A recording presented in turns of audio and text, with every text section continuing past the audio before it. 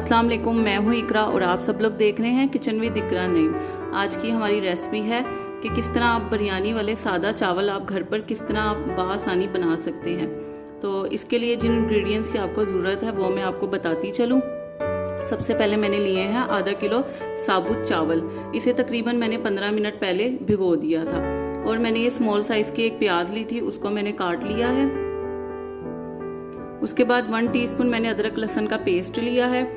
साबुत गरम मसाला है। साबुत गरम मसाले में मैंने तकरीबन 3 से 4 ये तेज़ पत्ते लिए हैं, 2 बादियान के मैंने फूल लिए हैं, 2 मैंने सब्ज़ इलायची लिए हैं, लौंग ली हैं मैंने 5 से 6, 7 से 8 आपने काली मिर्च ले लेनी है, साबुत काली मिर्च, सफ़ेद ज़ीरा लिया है मैंने।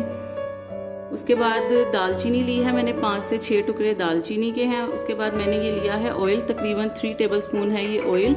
उसके बाद जर्दी रंग लिया मैंने, 1/2 टीस्पून मैंने जर्दी रंग लिया। उसे थोड़े से मैंने सिरके में, यानी कि 1 टेबलस्पून आप ले लें, सिरका ले लें या पानी ले लें, उसमें मैंने इसे घोल लिया है।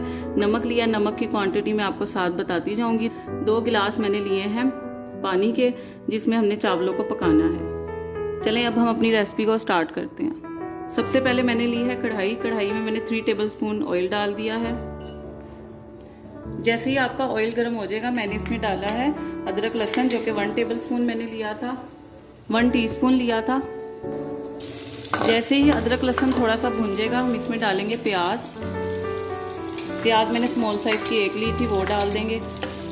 साथ ही हम इसमें गरम मसाला डाल देंगे, जो कि साबुत गरम मसाला मैंने लिया था। और इसको इतना भूनेंगे जब तक हमारी प्याज ब्राउन नहीं हो जाएगी, तब तक हम इसकी भुनाई करेंगे। जैसे कि अब आप लोग देख रहे हैं, हमारी प्याज का कलर ब्राउन हो चुका है। अब हम इसमें डाल देंगे 2 गिलास पानी, जो कि मैंने आपको बताया था। पानी डालने के बाद 1 टेबलस्पून हमने इसमें नमक डालना है। फिर जब इसमें बॉयल आ जाएगा, फिर हम इसमें अपने चावल शामिल करेंगे। जैसे कि अब आप लोग देख रहे हैं, इसमें उबाल आ गया। अब हम इसमें अपने चावल शामिल करेंगे। चावल डालने के बाद मैंने इसे मिक्स कर दिया। मिक्स करने के बाद तकरीबन इसे मीडियम फ्लेम पर हमने 5 से 10 मिनट पकाना है, ताकि इसका ये पानी खुश्क हो जाए।